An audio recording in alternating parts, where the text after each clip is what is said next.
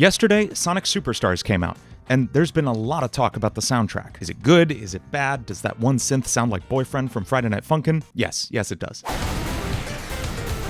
hear it. I hate you all. But really, is it a good soundtrack? How does it fit into the lineage of Sonic soundtracks and today's modern landscape of game music? I'm LongestSoloEver here on LongestSoloEver 2, and I am a lifelong Sonic music fan. And yet, general Sonic fan too, like Sonic 1, 2, 3, and Knuckles were absolute staples of my childhood. I grew up playing them on Genesis, I played the adventure games on GameCube later, but more than anything, it was the music that honestly probably got me into music making in general. I was so obsessed with the boss music that I literally recorded it on a tape player just so I could hear it over and over again. I probably drove my parents crazy with that. And later on, I got my start on YouTube covering songs from the Sonic games. My Robotnik medley is still one of my most viewed cover videos. So I have a deep passion for the Sonic games and their soundtracks. Naturally, I'm gonna have strong opinions on any new game that comes out. Now, I want to start this off by saying I've heard some of the soundtrack. Last night we played a few hours of the game on stream before I kind of got fed up and we switched over to Gunstar Heroes. Oh my god, if you're sleeping on that soundtrack, get over there. We'll do a video on that soon. But over the course of that stream, I heard a lot of different things. I heard some stuff I really loved. I heard some stuff I really did not love, often within like 2 seconds of each other. It's crazy how much a roller coaster this soundtrack is. Not even necessarily in terms of quality, but in like style and execution. It's all over the place. You'll see what I mean. But first, if you're not subscribed yet and you want more videos like this one posted every week, hit that subscribe button down below for more new videos. All right, we are going to start at the very beginning with the title screen. And yeah, I think we're just going to walk through the entire soundtrack and see what we find.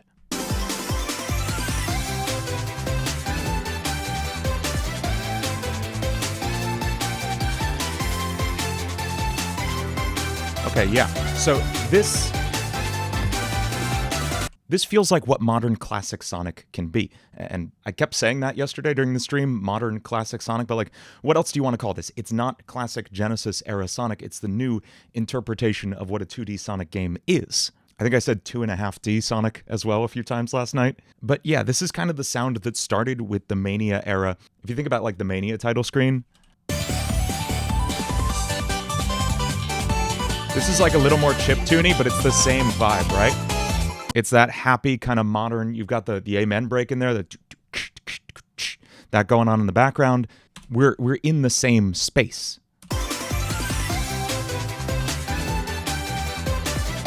We've got some live guitars in the background too. I like this palette of sounds. And I'm saying this for a reason, because this is not what the game sounds like.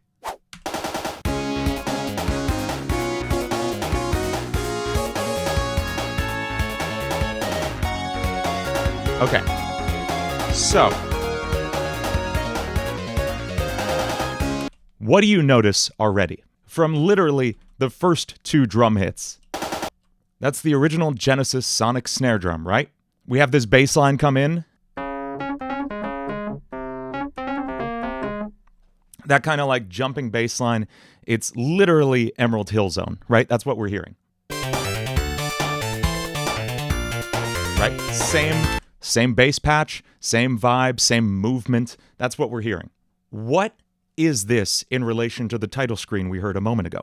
It is completely a different thing. It is a direct recreation of the classic Genesis sound, which I love. Of course, I love the original Genesis sound. But it feels like a completely different game than the one we just pressed start on a moment ago. That's not to say I don't like this as a menu theme. Like, I love this as a menu theme. It's super cool.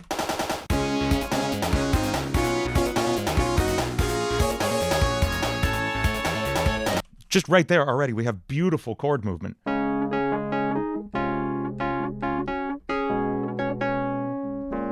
We've got that descending motion I love talking about, where we have one chord, and then you just move the bass note down. All we're doing. It's so nice, and you get this complex harmonic motion out of it. I love it. Do you hear the amount of arrangement going on, the number of pieces happening in the background? We've got that bass playing, doing this descending line, but there are so many things happening on the sidelines of this, these chords being played. There are all these arpeggios also implying that same chord progression. That's happening on either side of your ears. This is just packed with flavor. It's so cool. And I know it sounds like I'm saying two different things at once, right? I'm bashing it because it's so completely different from the title screen theme, but it's cool on its own. And that is one of the big issues I have with the soundtrack as a whole. It's a lot of different, pretty cool soundtracks in one place that don't feel cohesive in any way. And with that, I'm going to jump right to Bridge Island Act 1. This is the first level you play. This should, by all means, be the Green Hill Zone of this game. Thank God it's not actually Green Hill Zone, though. Good job.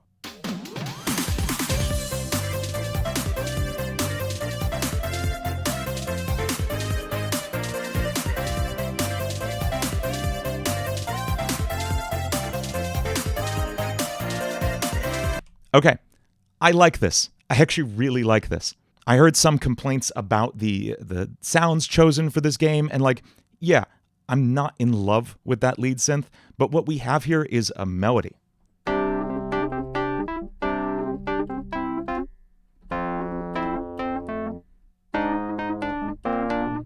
This is such cool motion. I love it. So this starts on C. We're in the key of C major. But that second chord is a C7. That's not in this key. We're already mixing in like key changes and mode mixture. This is, if you watch my videos, you know what this is, a secondary dominant. This is really like a borrowed chord from the key of F, which is where we're going next. We play an F chord, and then what is this? This is not in any key. This is, some people call it the Billy Shears progression. It's because of like one line the Beatles used it on. I think of it as the Final Fantasy Victory progression.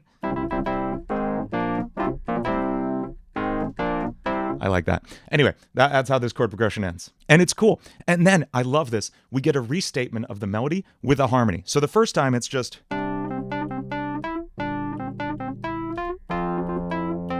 right? And then the second time we get it with a harmony.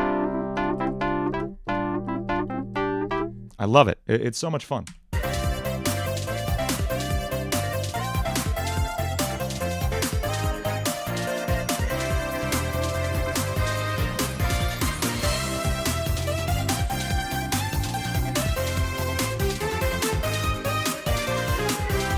And again, I want to say, I love that we're not just using the Genesis instrumentation here, and we're expanding out into like using samples and loops and stuff. This is where I want to see the classic Sonic sound going. Not just into pure rehashing of the Genesis sound. Honestly, I think T-Lopes was right on track with his fusion of the Genesis sound, and then kind of he said it was a Sega Saturn influenced kind of sound, that era of video game music, which was introducing a lot of sample usage, a lot of loops and stuff. Live instruments being used because it was CD audio. You could do anything you wanted with that. And I see this as a continuation of that. It's still using the same like melodic tropes you would use in Sonic music. It's just updating it for a new palette of sounds. Do I love every single one of the sounds they selected for this? No. I think that lead could have been a little more characteristic. It kind of feels like a default square lead or something. That kind of bums me out a little bit, but the arrangement is here and the composition is here most importantly. And it still feels good. Like we've got a good mix here. This isn't bad by any means. It's not mid, it's like good. I'd say this sounds good. It's not my favorite Sonic OST, but it's good.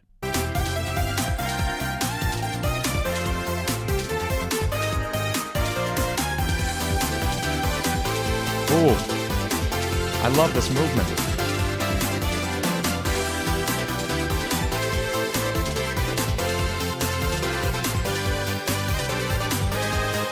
There it is. Whoa, key change. Okay, this is all over the place. This is so cool. I love it. I think this is the first Sonic song I've heard, at least in like a classic Sonic situation, with a key change in it. This is really cool. I want to go back.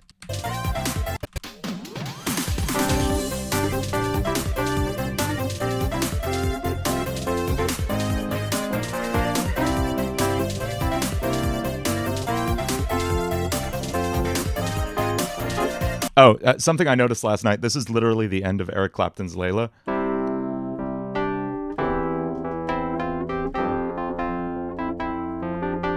but don't mind that. Okay, now here we move into like a minor kind of sound.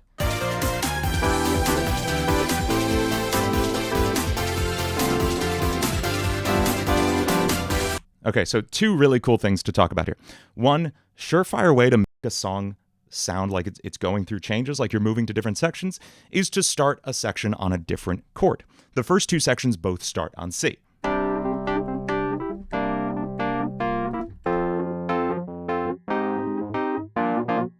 And the second section is a very similar progression that also starts on C. Now, this next part, we start on a minor chord instead. We start on E minor. And it immediately sounds like we're somewhere different.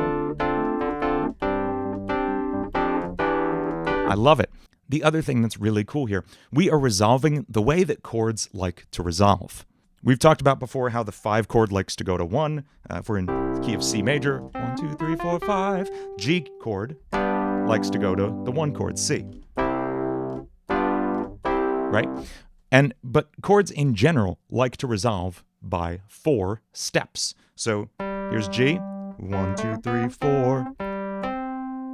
Chords always like to do that. So what if we're starting on E here? E would like to go to A would like to go to D would like to go to G. So E, A, D, G.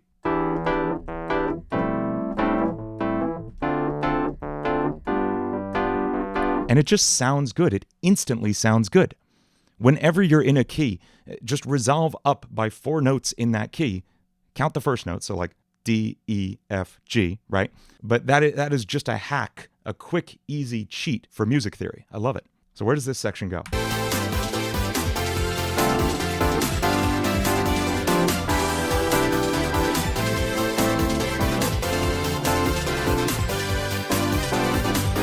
Yeah, there it is. Ah. Okay, they pull a fake out here. I love this. Man, I'm getting way more psyched about this song than I thought I was going to be. We're doing that same progression before. That guy, right? We're doing that. And we think we're going right back here. But no. This chord isn't in key, right? We've been kind of cheating by using it, but it's not in key. Well, what if instead of going to C, we treated this the way it should be handled, the way any out-of-key chord should be handled, is by thinking, what if this is a secondary dominant? Where would that go? It would go to E flat. B flat is the 5 chord of E flat. So what if this is a secret backdoor modulation to E flat? It is.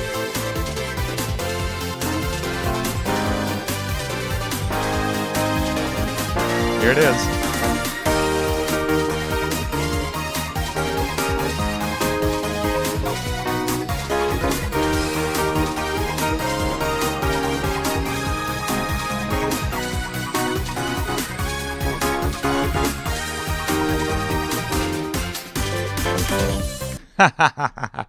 And then we just sneak right back to C major. We play that whole intro progression, that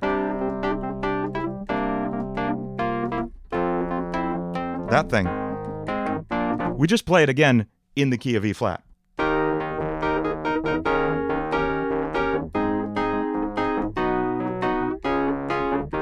And we just play it twice.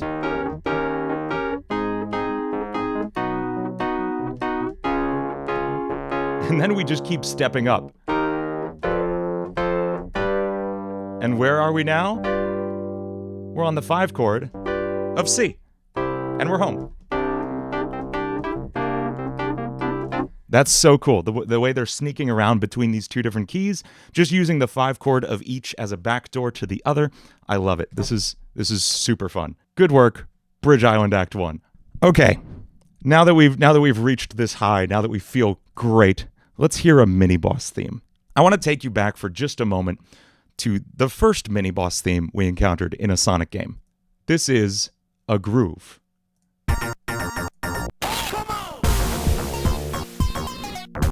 That bass line.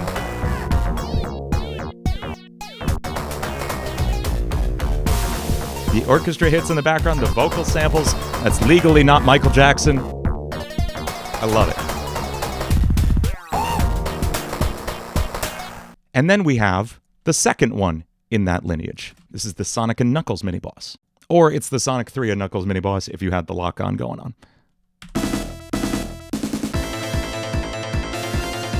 Love this so much. That movement.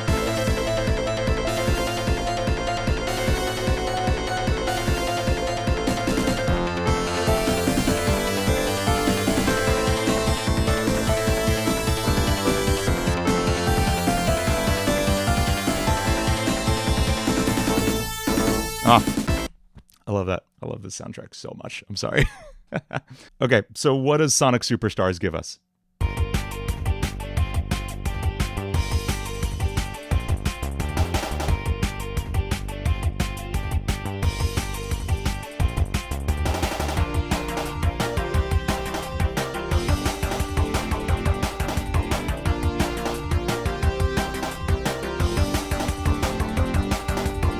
I try really hard not to rag on things just because I don't like them. I'm not going to say this is a bad soundtrack, but just listen to these guitars at the beginning. Remember that we've had live guitars. We've had live instruments in this soundtrack. They were on the title screen.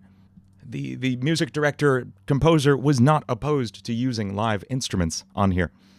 And instead, now we're in this very strange halfway point between the Genesis sound and truly what sounds like default synth patches on like an old Korg keyboard or something.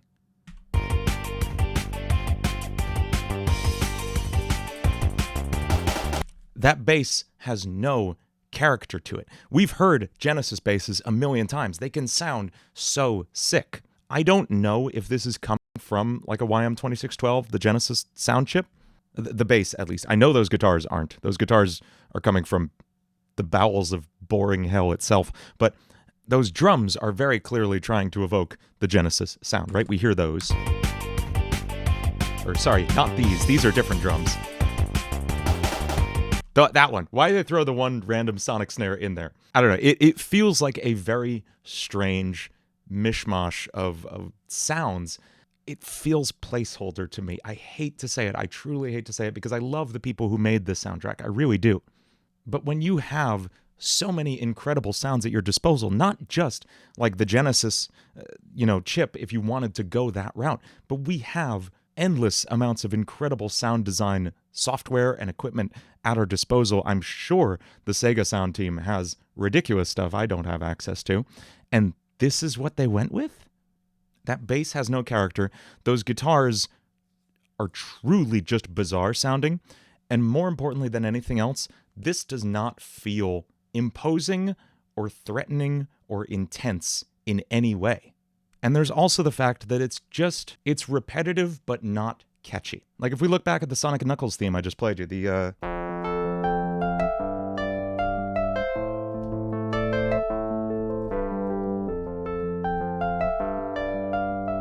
that is so simple. It is one 2-bar melody that's repeated, but it's so, it burrowed into my brain that now 30 years later, it's still there and I can call it up at will anytime. And that's because it has a simple chord progression that repeats and it follows that chord progression in the melody. Here's an F chord and we're playing a note in the F chord. We build tension before resolving to this D note in a G chord, finally resolving to the C in the A minor chord at the end. And you can hear that movement throughout it. The beginning of that song builds tension right away. There's nothing more tense than this. And then it repeats it, like it gets you amped up and you're like, oh crap, what am I gonna face? This is like,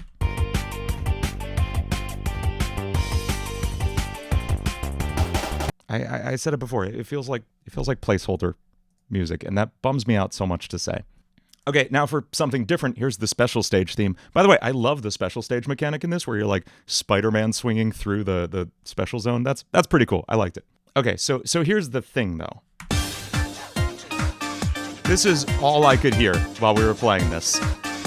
You're gonna hear it too now.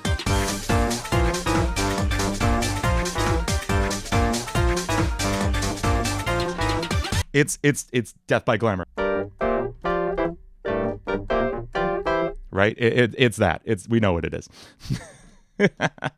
That said, like, points for using cool sounds. Like, this gets that Saturn kind of feel. This is like that T. Lopes direction that things were going.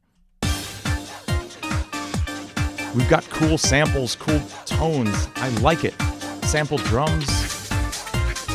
This is cool. This is very cool, and this is the direction I wish more of the OST went.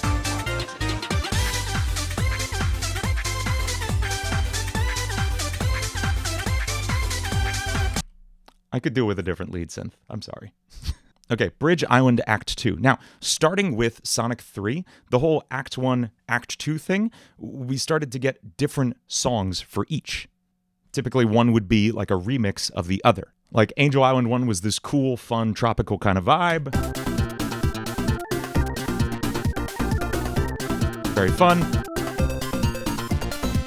And then, you know, the mini-boss comes in, burns down the entire jungle, and we get this more tense version of the same theme.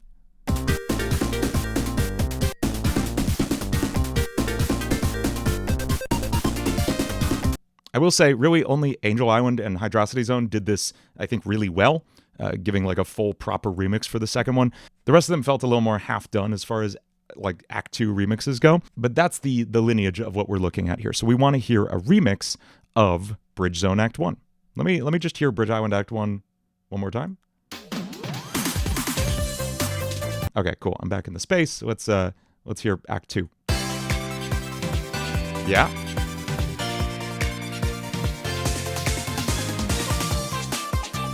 Yeah, this is cool. I like it. We got live guitar over here too.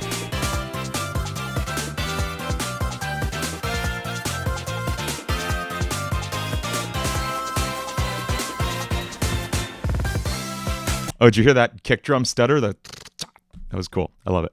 This is cool. This is what you want in an Act 2. I like it.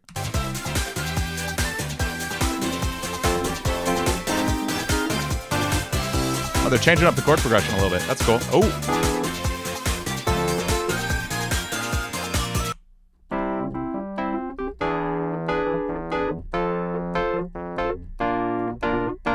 I like it.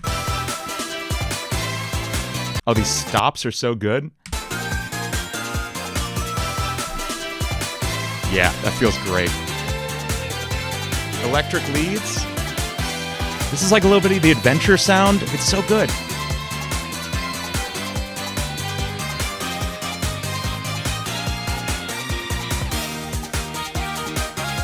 Yeah, this is good. This is very good.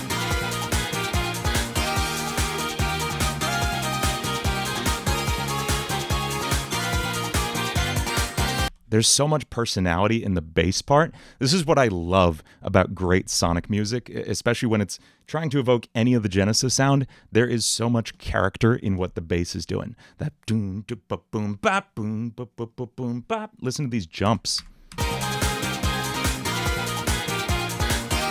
It's so cool. It's not just leaning on Genesis chip sounds, but it's getting the spirit of those soundtracks. It's good.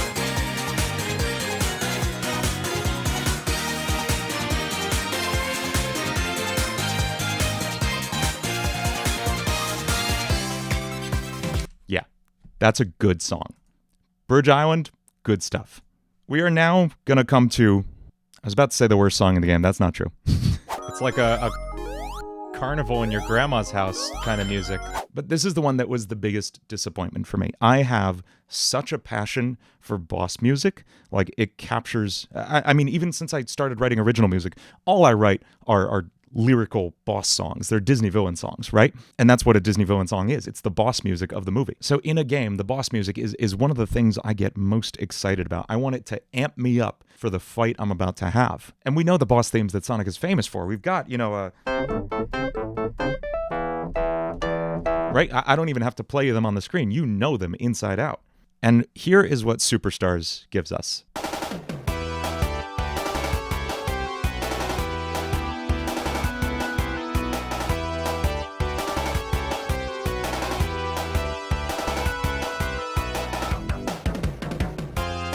That's it. That's the entire theme. It repeats up a half step, and that's it. We get effectively 14 seconds of music for the boss theme. For what is, in my opinion, should be the centerpiece of a game's soundtrack, we get 14 seconds of nothing. Right off the bat, they've committed to just the Genesis drums here, and it's not even playing like a proper drum beat. It's playing this right? And there's not even typically you'd have a hi-hat playing the timekeeper in this, like I just want to try adding a proper drum beat to this and see if it feels any better.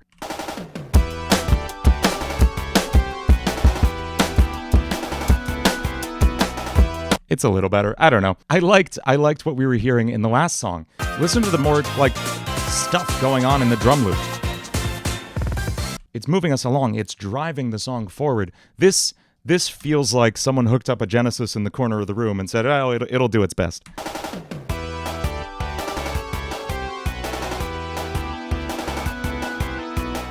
This also commits what I think is one of the biggest sins in music writing. This is something that I catch so many beginner composers doing. Not that I think the composer is a beginner composer. It's just my least favorite thing to hear, and it's such a hallmark of just like, I don't know, it takes away so many of your opportunities as a composer. And that's making the bass play the same thing as the melody. Listen closely. You're going to hear this in both the top note and the bottom note of everything playing. That's it.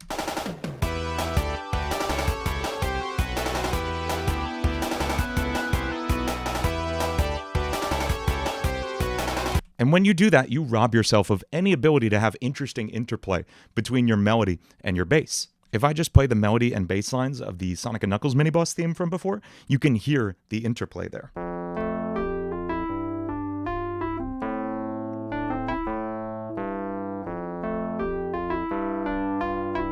Right? Like that just feels good, and there's motion in there, and there's no motion whatsoever here. Even if this sounded huge, even if this was made with the instrumentation they were using on the rest of this soundtrack, I just don't think it would feel good because there's nothing happening here.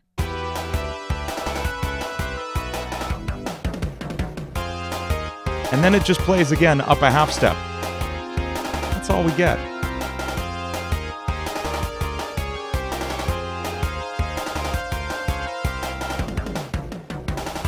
And then it goes back down. That's it. That's the boss theme. And I was so bummed out by this, especially when it comes in literally as you walk off the level playing the great song into this, and it's lower volume in the game. Like, it's literally like you get to the final scene of a movie and someone just like turns off the lights and says, "I don't know, whatever." Like that's it. Okay, there is so much more to this soundtrack than I thought. Do you want me to react to the rest of the Sonic Superstars OST? Should we keep digging deeper into here? Are there any specific songs you want to hear? What did you think of the soundtrack? Leave it in the comments down below. I want to know. And like I said before, if you're not subscribed yet, be sure to hit that button down below and like and comment for more videos like this one. Also, as always, this video is brought to you by Quick Start Music, my collection of online music courses built to help you make music the way you want to. You can use the code LSE at checkout for 50% off your order. Also, be sure to check out all my other reaction videos. We've talked about so much music on here. Thank you so much for watching, and I'll see you next time.